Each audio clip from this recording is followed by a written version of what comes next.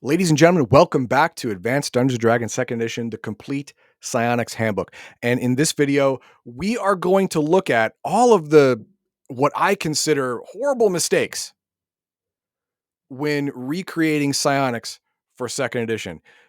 And not the most, but almost the largest of them is how psionics are handled in comparison to other supernatural abilities like wizard and clerical magic. And we're going to get into that right now. What is that? What is that? What the hell was that? Don't know what that was, but that's okay. We're going to talk about the powers. We're going to talk about how the powers work. And I'm going to show you the mechanics behind it. And it's going to get weird.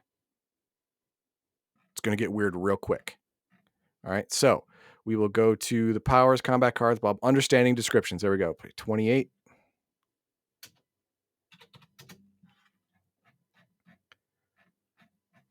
That's my brain. Defense modes, telepathic combat. We don't even need any of that crap. We're doing this right now, which is using powers. Okay. Now, unlike any other supernatural power in AD&D 2nd Edition, psionics has a chance to just outright fail because you messed up.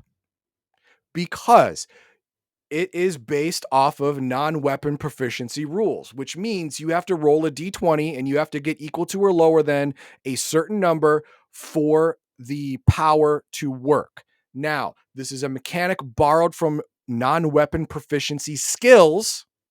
So, in this game, these aren't really powers, they're skills.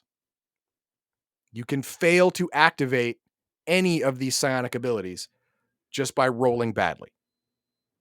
Now, there are also many of these powers, if you're affecting other people, they also get a saving throw. Just like magic, they get a saving throw to take half or no damage or have it to not work or whatever.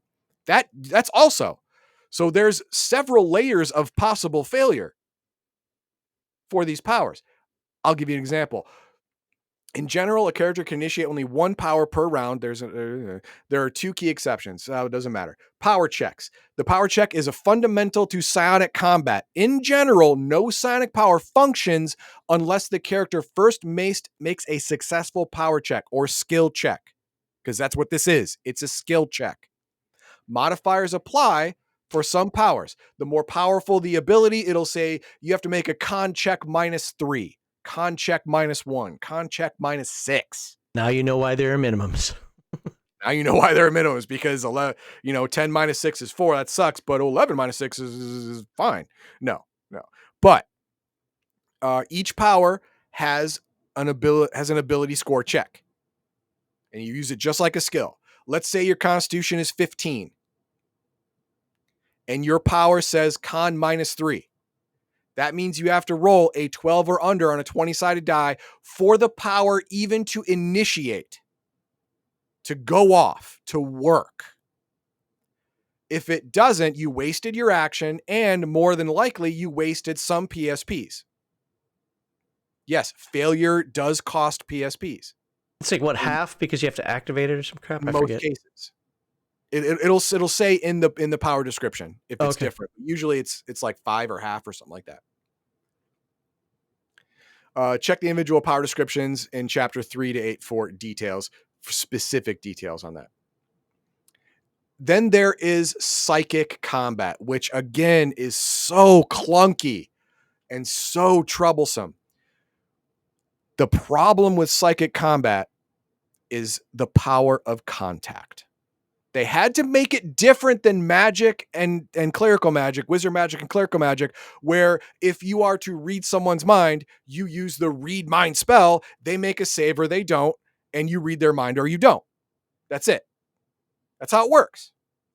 See aura, see evil, whatever. All of it either works or it doesn't based on their saving throw roll. Not in psionics. In psionics, to read someone's mind, you need 2 powers or 3 powers. We'll do it 2. if you are trying to read the mind of a non-psychic, which is most everyone else, you need to use the power of contact to open up their mind, as Kawato said, open Don't your make mind. me keep saying that. Do it. You have to Open open up up your their mind. So you have to roll successfully on contact. And then the next round, you have to roll the telepathy power. And then they get a roll to save. Maybe. It depends on the power. Wasn't contact free or really low? It is not free. Contact is not free. It costs more initially and costs more to maintain depending on the level of the defender. Oh, okay. I Higher level of the defender, the more PSPs per round it takes. And you must maintain contact if you want to do anything that requires their mind to be open, which is most telepathic powers. So let's step back and let's look at the difference between magic and psionics. Read minds. There's a spell for reading people's minds.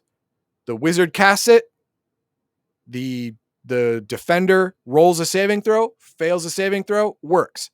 Makes a saving throw, doesn't work. Done. Psionics. I roll to use the power contact. If I succeed, then contact is established with that non-psionic. Next round, I roll my telepathic power that I want to use. I roll to see if it works. Let's say it works. I succeed in my power check. Then he may get a saving throw on top of that to see if he defends against it. Maybe. Then it works. So I can do the same thing as a wizard, only there's plenty more chances of failure and it takes twice as long. So here's my counter to that, though. You're not using up spells. You don't lose your slot for it. So basically, you can keep doing it over and over again until you break through. That is true. That is true. I do not think that is a suitable trade-off to all the amounts of failures that can happen. I don't believe that. I don't know. And every time that I've had psionics in my game, they've broken it by being OP. That's we're gonna get into that, and we'll see how OP it is. For example, I'm looking at ESP right now in my combat cards. The power score is wisdom -4, which means our wisdom was what, 15? Yes. For our character, -4, 9. I have to roll a 9 or less on a D20 well, 11 power to even activate. 11 or less. Sorry, 11. 15 minus. Oh, that's right. Yeah, 11 or less for this power to even activate. That means I have a 45% chance of instant failure. There is no spell like that. Sure, but you can try it again next round. Yeah, I can try again, but this cost initial cost is contact, and depending on the level of the person, it could be up to 18 points. So I spent 18 PSPs to initiate contact. Let's say I did it correctly, and then I want ESP to read his mind. It takes another 18 points. And then I have to roll on ESP to see if it even works. And if it does, I spent 36 points and 2 rounds to read your mind. The wizard or the cleric spent 1 spell slot and 1 round to do the exact same thing. Or the person saved and you wasted that spell. Or the person saved and you wasted that spell. That's true. I mean, I'm not disagreeing in the point that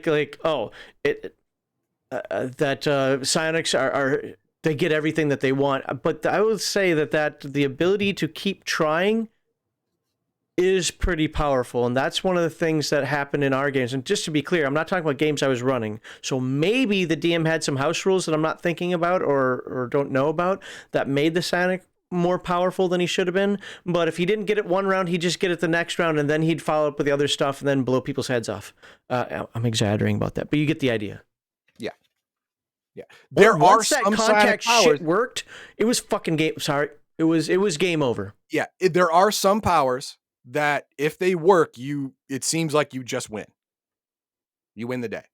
But the telepathic the telepathic discipline takes at least twice as long as a magic equivalent, and has 2 or 3 times more failure rate or possible failure points than the magical equivalent.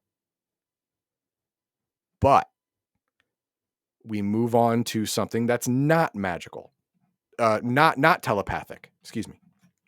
We will go to, say, no, that's clairsentience. We don't want to do that.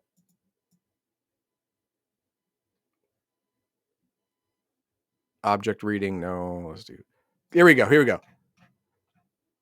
That's clairsentient devotions. I don't want to do that either. Let's do psychometabolism, because that's just affecting you. That's affecting your body.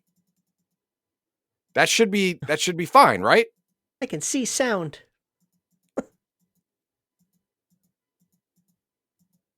Actually, weren't you just in there? I thought I saw control sound and. No, I'll have to look at the beginning. I should have written down the page number, but I didn't write down the page number. That's on me. Pro streamer. Hey, well, I started off the last segment by reading the chapter that we'd already done last week, so 50. There we go. By the way, somebody put in a comment earlier before he gets started on this that, hey, you need this book to run psychic powers for a lot of monsters that have them, like not mind melters. That's freaking. I'm thinking of Illithid. So actually, those powers, in my experience, were written into the book, so I never needed. They're written into the description. Yeah, so I never needed this book to figure that out. Yeah. Anyway, psychometabolic sciences. These are all the abilities you're using mainly on your own body. But still, the power score is still crazy. Animal affinity. You will get a trait of an animal. Claws, gills, wings, legs for jumping or running or whatever. Con -4. Our con was 15. Again, -4 is an 11. I have to roll an 11 or less for this to even work. It costs 15 PSPs and 4 per round to maintain, but I will get the Thaco, gain the animal's armor class, movement rate, and a mode, attacks and damage, Thaco hit points, or any other special ability. I choose one. Only one of these can be used. I like the gills if I'm drowning. I would like the gills if drowning too, but you have to, when you get the power, you roll on a D20, and this is your animal totem. Oh, interesting. Okay. Yes. So you don't get to pick whatever you want. Like, yeah, you don't get to pick. Like I rolled a 20, which means I got wolf.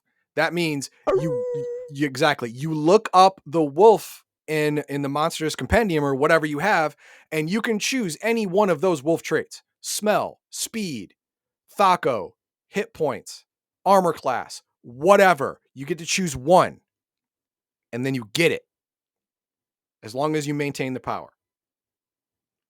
Complete healing. This is after 24 hours in a trance. You're at 100% hit points, and or all your diseases are cured. And that costs 30 points of PSPs, but the power score is straight con, so 15 or less in our example.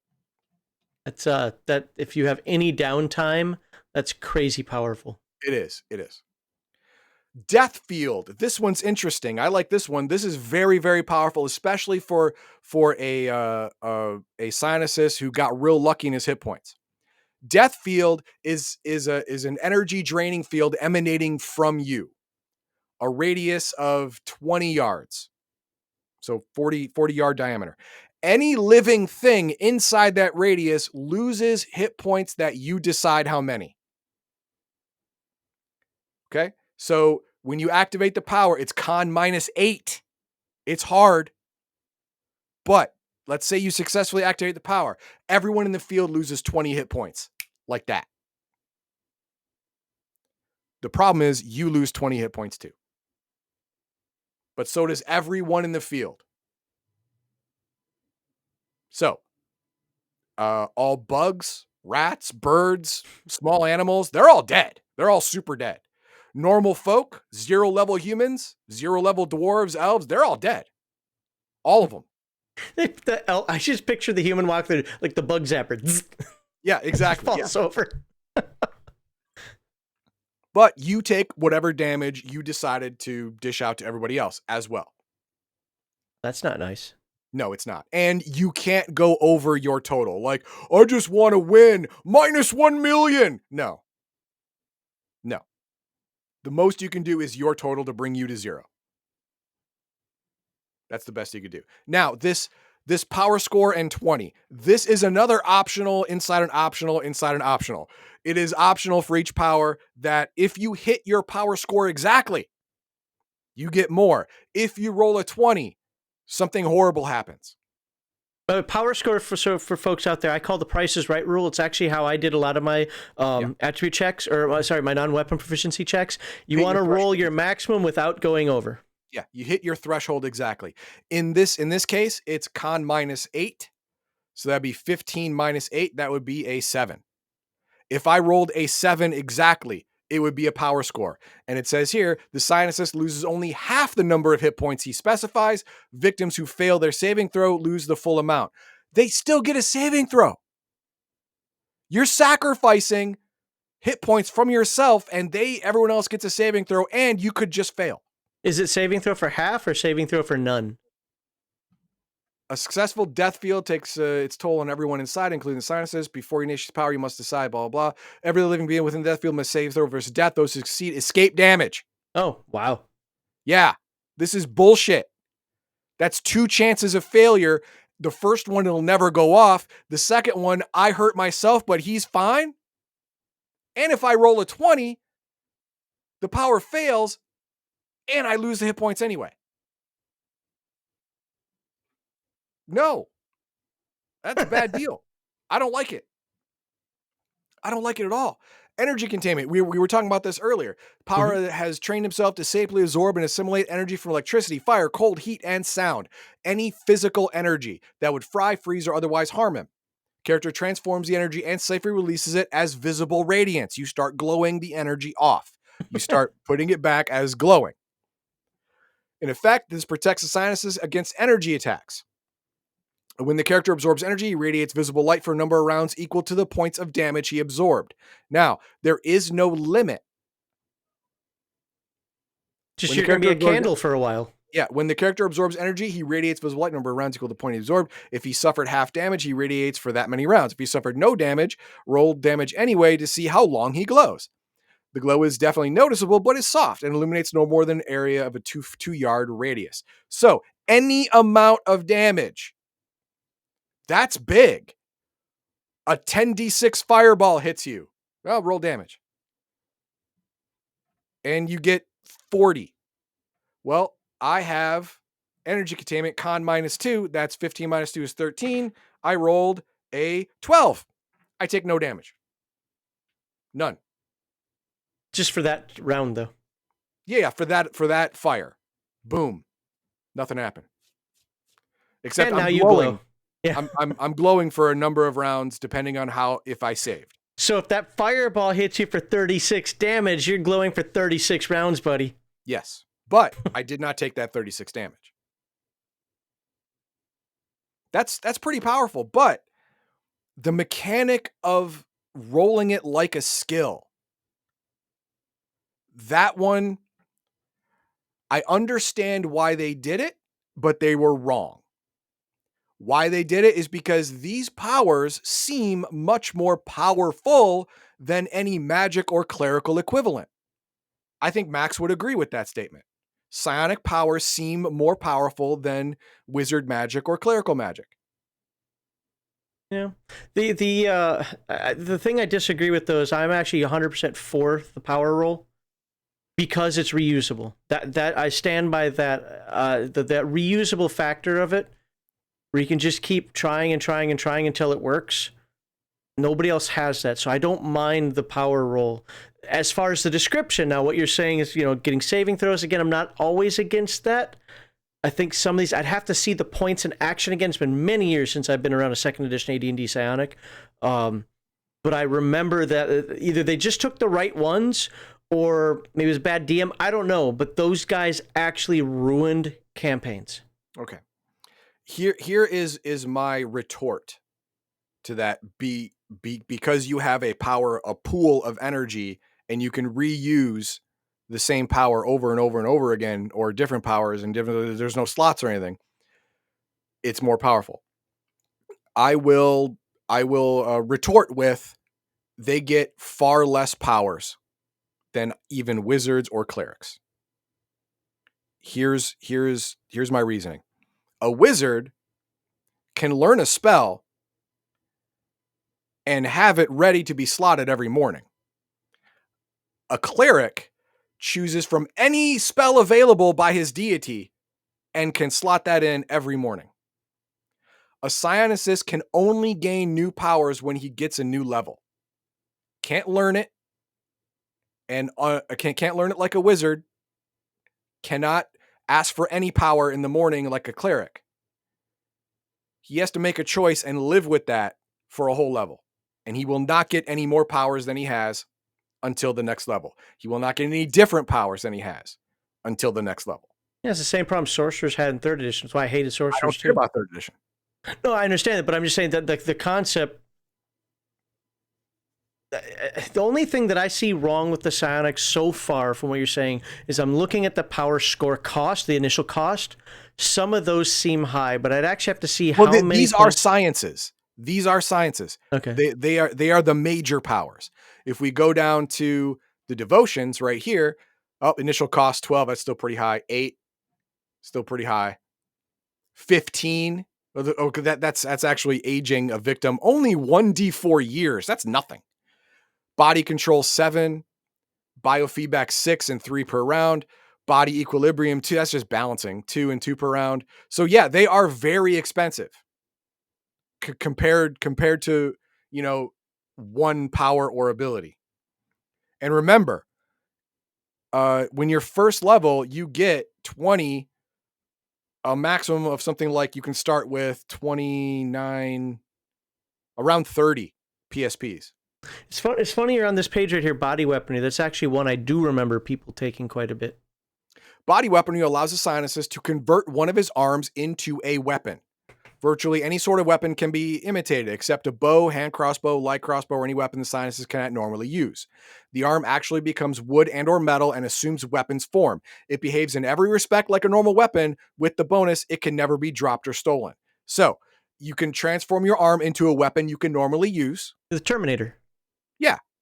The T-1000. Yeah. Yeah. The Terminator 2. And it'll turn into wood if it's a spear. It'll turn into metal if it's a short sword or a dagger or whatever. But it costs 9 to initiate and 4 every round to maintain. Now, if you're first level, you have this as a devotion, and you rolled average stats, you have 20 PSPs. That means you can do this and maintain it for 2 rounds. And then you're done. You're out of PSPs. It's over. Now, your PSPs, Max, you are thinking that, because you have this pool of power that you can choose where it goes, you don't have to, think about it beforehand in the morning like a cleric or a wizard. It's better. It's not. You don't have a lot. The pool is not big. It's more like a puddle. Especially the first couple levels, it's a puddle. Yeah, but I'm not worried about the low level stuff. Like when they get to even the high level stuff, 8th, 9th, 10th level, 10 per level.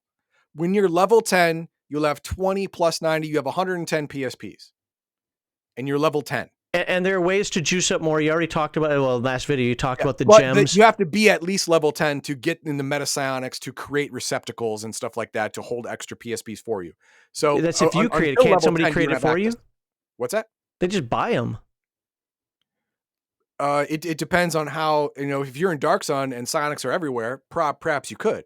But your receptacle has to be tuned to your brainwaves to use it. You can't just use someone else's receptacle. Right. 99% of the time. There are some psionic items that are written into the game that anyone can use if you put it on, like whatever. Those are like, Drizzt type special events, right? No. We played mostly on Forgotten Realms, so I don't know what the difference is there, if any. I'm not going to quibble over this because it's been way too long since I played. I just know that when they tried to bring it in my games, the answer is no. And when I sat at tables that use psionics, the psionic almost always broke the table. Yeah. I get that psionics is both overpowered and too prone to failure to be useful. Both of them are true. And the reason I say both are true is because, the powers are compared to magic powers or magic spells 2 or 3 times better. But there's so many points of failure before they work. You can't rely on them as much as wizard or clerical magic. You can rely on a wizard spell. Unless I'm shot while finishing this whatever, if I finish this, the spell works. If I pray to God to help me grow some grass, that spell will work. If it's resisted, it may not work on him, or it may not work on it, but the power still functioned. For psionics, you could have a failure point before the power even functions, and then a failure point as a saving throw. That's too much. What they could have done instead was take away the power score thing, but bring down the effect of the powers to equal that of magic or clerical spells, or do it like Palladium, have it even less effective. Reason being is because you don't need spell components or a god or moving your hands. It's completely silent and secret. They did it right. AD&D did it wrong. You made them more powerful and then put more caveats and addendums to see if they even work. Why? Doesn't make any sense to me. It's just the wrong way. Now, the other benefit is there is no initiative segment penalty. There is no weapon speed or casting time. It's all instant. But it could be an instant failure. It's right off the gate. You only get to use one psionic power per round 99 times out of 100. So you just didn't do anything that round. It didn't look like you did anything because you didn't do anything. Now, just to ram Max Liao's point home, I'm going to show you a psychokinetic devotion, a lesser power that can and will stop, if not all, then most of the damage that all the gods of Kryn did to the continent of Anzalon by throwing a meteor at it. One psionic, let's say he's level 5. Why? I'll show you in a second. He can stop the entire thing. He has a greater than 70% chance to save the continent. He has a 50% chance to save half of the city of Istar. Let's see what that power is. It is psychokinetic, and that's going to be page, I think it's going to be page 40 something. Oh, 38. There we go. 42.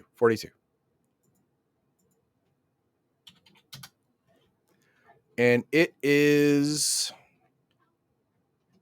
A, B, C, D, E, F, G, H, I. It's I. Inertial barrier. Here it is. Power score con -3. All right. Our con is what? 15? 15, yep. Okay. -3 is 12. But he's level 4. He has 11 possible devotions. And in this book, if you get a power twice, you add 1 to your power score. So he gets this power 10 times. No, not 10. He gets it up to 19. He gets it 7 times. So his power score ends up being a 19 because a 20 is an automatic failure. So there's a 95% chance that this power will work. That's the best we can do. Now, what does it do? Initial cost is 7 PSPs. We're not going to have to maintain it. That doesn't matter. It's a 3-yard diameter around the psionices, which means he has to be at ground zero. He has to be in the center of the city of Istar. standing on top or right next to the king priest temple, because that's where it hit. Right there. The inertial barrier is a defense. The psionic creates a barrier of elastic air around him and anyone else within 3 yards. Like an unpoppable, semi-permeable bubble, this barrier helps soften missile blows and can shield those inside from many forms of damage. Now, this first paragraph does not tell me this is going to stop a goddamn mountain. Right? Does not. But a mountain thrown from space is technically a missile weapon. Same as a rock. It's just a really big rock that God threw at the planet. It works against any of these, any non-magical missile weapon, any physical missile which was created with magic. Which so even if they popped the asteroid out of nothing and just said, here, take that. It was created in magic, but it is just a big hunk of rock. It'll work. Any missile with magical pluses, if they put +5 Vorpal on it, it'll still work. Some breath weapon attacks that are mostly physical than not. Acid, gas, it all works. What doesn't it work? Falling, even if you were falling, it would still work. Has no effect on missiles conjured from pure magic. Now, missile. hang on. No. I looked this up on the forums. This is for things like magic missile. Yeah, that's what I said. Exactly. So, as if you created a mountain out of magic, that's it's not still made physical. of pure magic anymore. It's made of rock. Yep. Raw heat or cold, pure energy or light, or gaze weapons. Obviously, you can see through this bubble. Now, what does it do? Why is this devotion so strong? I have not read anything yet that tells me this can stop a mountain falling from heaven. Here it is. The inertial barrier saps energy from missile weapons by tightening around them as they pass through. If the missile strikes its target inside the barrier, the attacker rolls damage normally. The defender then rolls the same type of die as the attacker just did to see how much damage the barrier absorbed. The defender does not include any magical pluses the weapon may have. The mountain doesn't have pluses, but let's say the damage is 1 million D6. That means God rolls 1 million D6 and I roll 1 million D6. Yep. And if I get equal to or greater than God's total, I stop the rock. So this is a maybe. I could have sworn, and I might be wrong, maybe I'm over exaggerating this, but I thought that what you showed us when, again, this is back in the 90s. I don't remember everything. There were like 3 powers. The psionic had to be level 12, and it was guaranteed. There was no ifs, ands, or buts outside of, I'm God, I win kind of stuff. Yeah. That it guaranteed that the mountain could not have destroyed Corinth. Well, and I want safe. you to think about it this way. This is a devotion, a minor power. Yep. Okay, so, and the more dice you roll, your result is going to be closer and closer to the average. Yeah, right. I get it. Yeah. So, if it's 1 million D6, God is going to roll very close to 3.5 million damage. The problem is, I am also going to roll very close to 3.5 million damage. So even if 500 damage gets through, 500 damage doesn't even kill a couple of creatures. Yeah, that's right. Nothing. The damage left over, if any, took the steeple off. Yeah, is not going to smash the continent in half, is not going to put Istar into into hell or anything like it did. The Blood Sea, yep. Yeah, and create the Blood Sea. No, there's going to be a mountain, it's going to fall, it's going to create a small divot and then fall over on its side. And that's it. Whoever lives on that half of the city is screwed, but these guys are okay.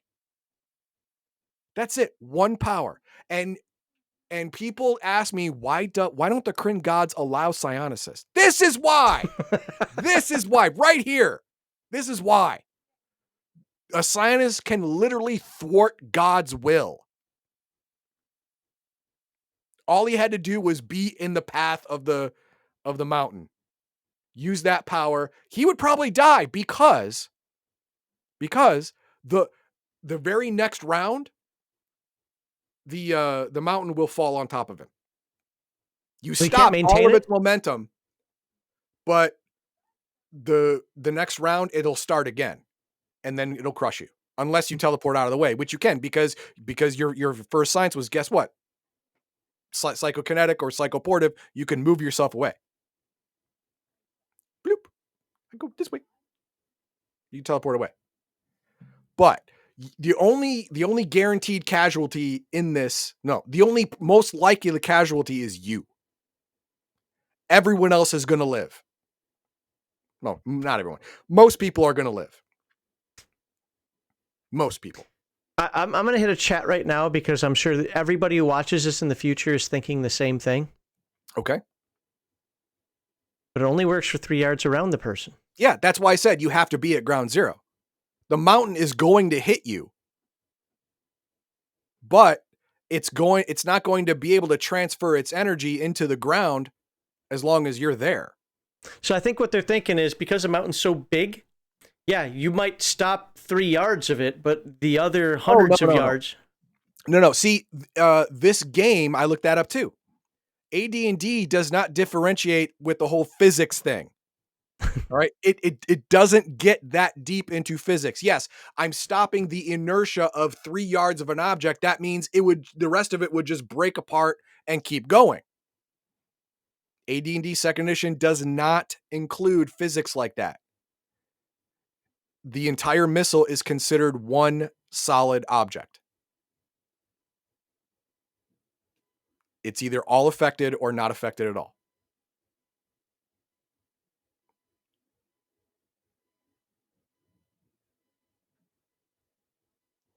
Oh, I like ravens. Maybe D&D settings should be all magic or psionics, not both. I take away psionics. I love it. I love playing a psionic. I love it. I love it. It sucks. It's a bad mechanic. It's just bad. It is a bad mechanic. As a matter of fact, we're only going to have two segments today with me. That's it. Oh, you're not going to do the third one? We're not going to do the third because I'm going to show you how bad it is. Not printed in this book, but printed on the power cards. There is a power, a psychometabolic power called elemental composition. You can literally turn yourself into an elemental. Fire, air, water, earth. Yes. Sounds fun. It's great. You can only be hit by magical weapons. You can travel effortlessly through your element. You can use elemental attacks as elementals do. I think you could even talk to an elemental. There's another power called what was it called? It was called two-dimensional weapon. That's one I remember. Yes, you take a sword or an axe or even a hammer. You make it two-dimensional. What do? You instantly make it able to hit creatures as if it had +2 magic on it. It becomes a vorpal weapon. It ignores all armor. Yep.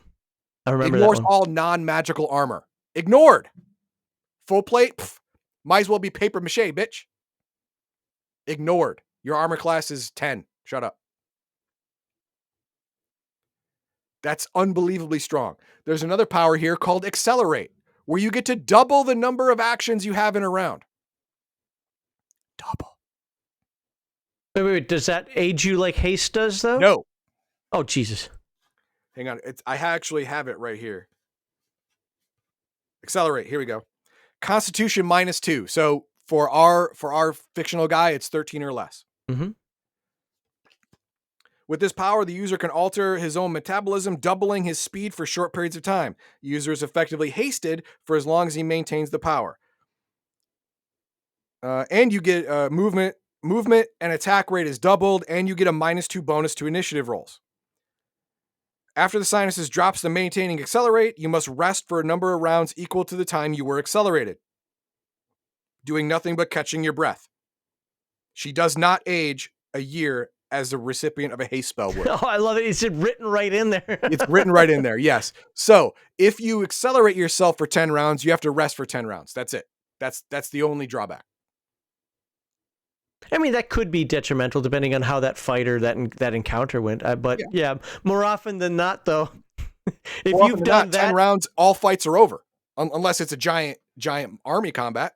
But the only thing I can think of is like you bit off a little bit more than you can chew. But that might turn you a little suicidal right there. Well, I got to keep fighting because I know as soon as I turn this off, I'm screwed. Yeah. But you're getting double the movement rate, -2 to your initiative score, and double the number of actions per round, which means you can use an attack and a psionic run away power in the same round, or just run away, or just run away super fast. Yep. I mean, humans have a 120 yards out of combat. Yours is 240. Whee! You're gone, dude. You're 2 football fields away. Bye. Nice knowing you. You better have a horse. You're not going to catch him. Think about a horse. The fastest human goes what? 22, 25 miles per hour in a sprint? Oh, I don't know. I looked it up for one of the games I was writing years ago, and I don't remember right now off the top of my head. Somewhere but it's around there, right? Yeah. So someone who's accelerated goes 44 to 50. Dude, you're not catching him. He's gone. If he wants to leave, he's gone.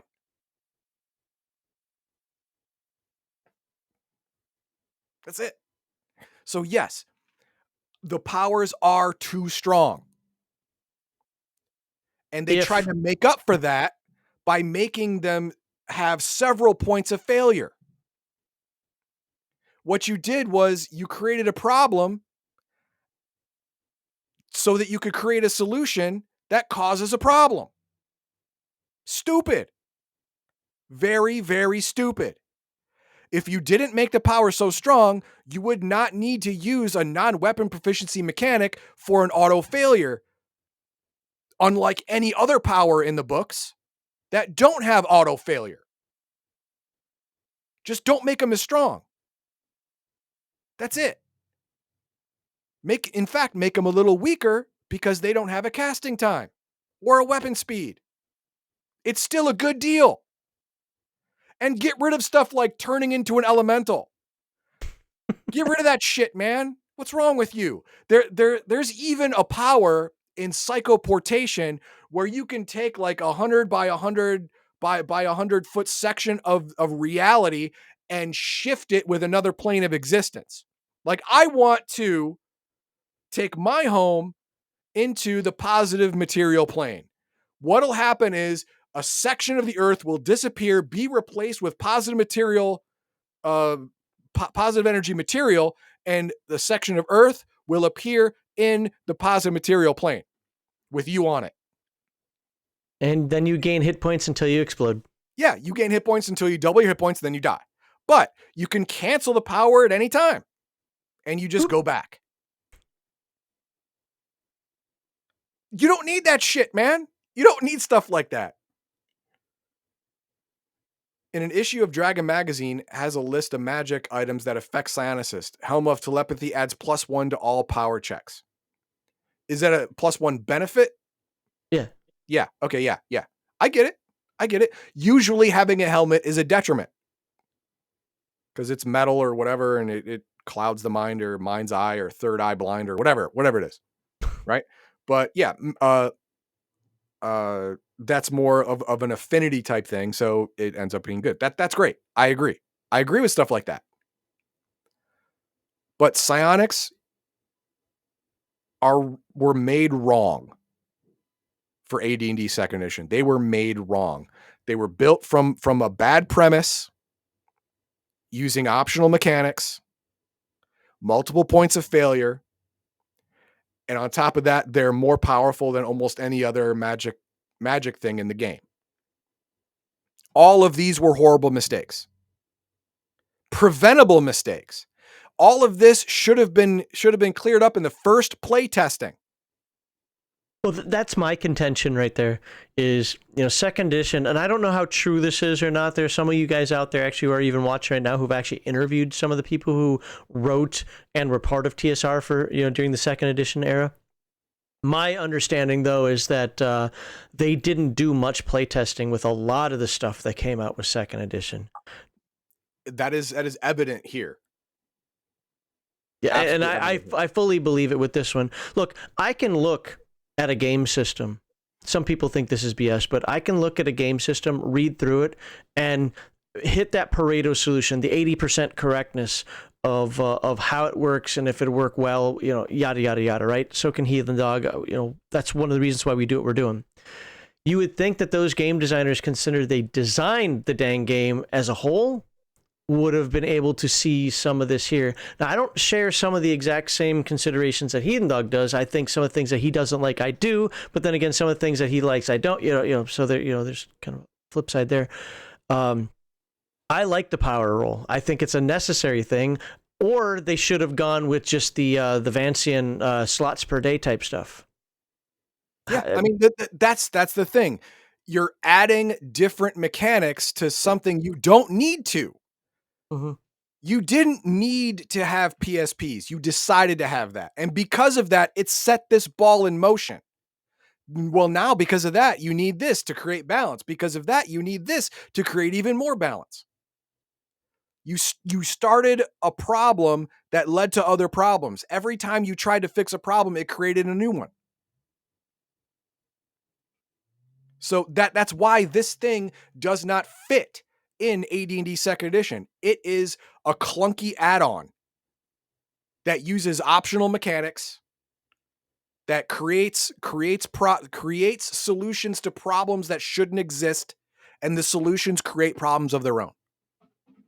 This should not have passed playtesting in the form that it ended up being. Should not. Anyway. All right. Did you, so you combined segment 2 and 3. Did you get everything out you wanted to say about both segment 2 and 3? Yes. Yes, okay. I did. Cool. Well, I'm going to put this one on the screen just because that is so weird. Why does that keep happening? Hang on. I'll just do that and then do that. Oh, you're changing it on the bottom, aren't you? Yeah, I changed it on the bottom. Oh, that's why. Okay, yeah, you don't need to do that. I got it. Okay. Well, I did. So Psionics should be a rare trait for characters. Any child shown with this potential either become students for magic users, handed off to the local church, or suffer some form of misfortune. Well, again, I think it was first edition AD&D had the wild Psionics. I don't use them, but I'm not actually inherently against those because I found none of them game breaking, and it was so hard to get one anyway. It'd just be kind of a neat little quirk you could get for your character. Yes. But the issue with this, and Heathen Dog mentioned some things that from the point of view of second edition at that time, I agree with him with. But if we expand the timeline a little further, you look at the Black Books. Remember, they tried to get rid of Vancian magic in second edition AD&D when they brought out the Black Books and started introducing mana points and all that nonsense. Mm-hmm. That's not Dungeons and Dragons, folks. I don't care what you say. I don't care if you like them. Sure, I might like them too. Palladium uses mana points or PSP, ISP. Yeah, it's fine. Other games utilize it, but it's not Dungeons and Dragons. You shouldn't be changing Dungeons and Dragons to do that kind of stuff. If you change the core mechanics of a game, you change the game. Right. And with the addition of psionics, you're creating new mechanics for greater than natural powers. Why? Use what you already have. Incorporate it into your system instead of making it a duct tape extra, mirror on a Lamborghini. Don't do that. I was going to say that I didn't realize that book came out so early in AD&D's career, because AD&D second edition came out 89. Second edition came out 89. It came out in 89, and that came out in 91. But when I think about it, a lot of my initial experience with it was from Jeff in my high school group, and I graduated in 91, and that makes perfect sense. We actually, I just, for some reason, I thought it came later in second edition's existence. So, the quick version said a bunch of times, I've never been a fan of psionics. I also, and the reason why I mention this is because before psionics came out for third edition, I don't know if it was in third edition or if it actually came out 3.5, the sorcerer was that. Kind of like a magical psionic. Yeah, and it's because people wanted that instant gratification nonsense, and that's the one thing that psionics does, is it gives you the, you can't disarm me, you can't stop me in any way. You don't know what's happening until the effect Right. happens. Right. It's great. It's great, but it's badly implemented. It is badly implemented. The powers are too powerful. Failure at launch is a new mechanic that doesn't exist anywhere else. Multiple points of failure before the end result exists almost nowhere else. And the PSP pool of, fake mana exists nowhere else in the game, or almost nowhere else in the game. Until you get to the stupid black book set nobody uses. And if you tell me you use them, I'm going to call you a liar. You can even put that in the comments to chat. This book. Yeah. This book. Yes. The 89 version. Yes. It doesn't exist anywhere else in the game. You're creating all these new mechanics. And when you do that, all you ensure is that this new thing will not work the same and will be clunky in comparison. Should have not gotten past playtesting in its current form. Should not have. All right, well, let's put a bow on this. We'll call it a day for this. And if you disagree with it, look, if you use psionics in your game and you have a different take on this, whether you think they're even worse than we said, or you think we're out of our mind thinking that we're bad. Remember, we think that they're bad, but for like almost opposite reasons. Yeah. I love it. I just have to admit that mechanically it sucks. And he hates it because it's ruined all the games he's ever been in. Because it's OP. Because it's super OP. Yeah. So, we love and I love and hate. He just hates. It made the other characters in the group, whether the fighter, the mage, whatever, especially the mages, just feel like, why do I even bother? Because at some point they're, okay, he didn't lose the first round, well, he'll get it the second round, and it cost him a couple of points, whatever. I'm again exaggerating when I do that, but you get the idea. Even the fighter, and when I forgot about the ability until he said that 2-dimensional weapon thing is nuts. So that anyway. rusty short sword can cut through, a building's foundation. Plate mail armor, might as well be tissue paper. Yeah. Means nothing. As a matter of fact, I'm remembering correctly. I am. You only count the magical bonuses.